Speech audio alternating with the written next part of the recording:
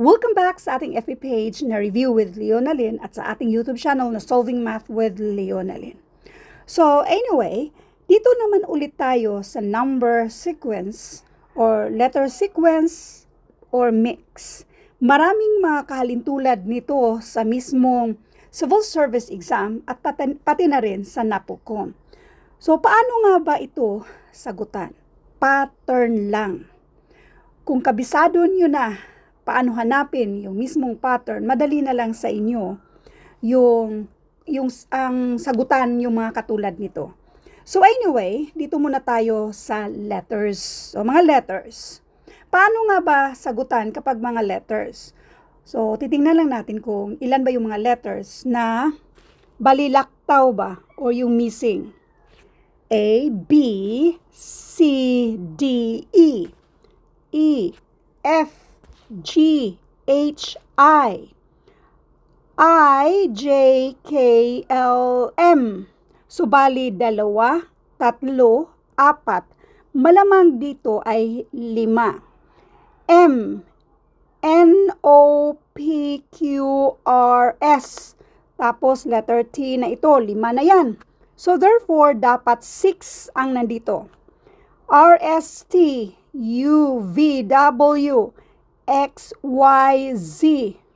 So, since Z yung last, therefore, doon tayo ulit sa letter A. So, ang sagot dito ay itong letter A. Next, number 2. Isa sa pwede nating i-pattern dito kapag mga numbers ay kukunin yung difference.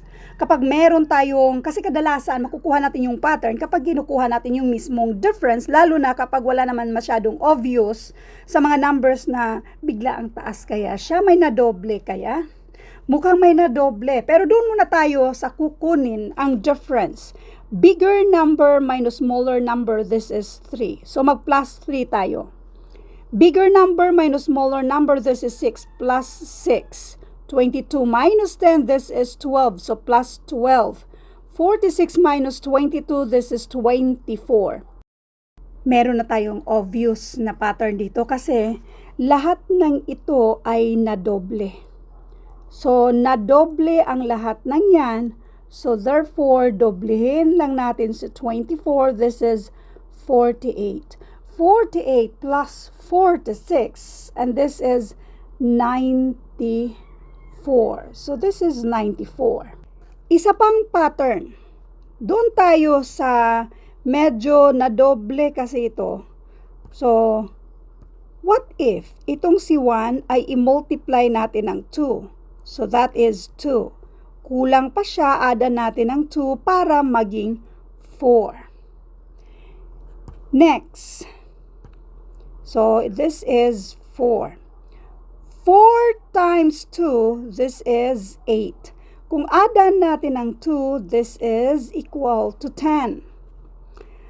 10 times 2, this is 20. Plus 2, this is 22. So, meron tayong pattern. Napapansin nyo, kung i-multiply natin yan ng 2, this is 44. Plus 2, and this is 46. So, therefore, i-multiply natin ng 2, itong si 46, this is 92. 92 plus 2 equals 94.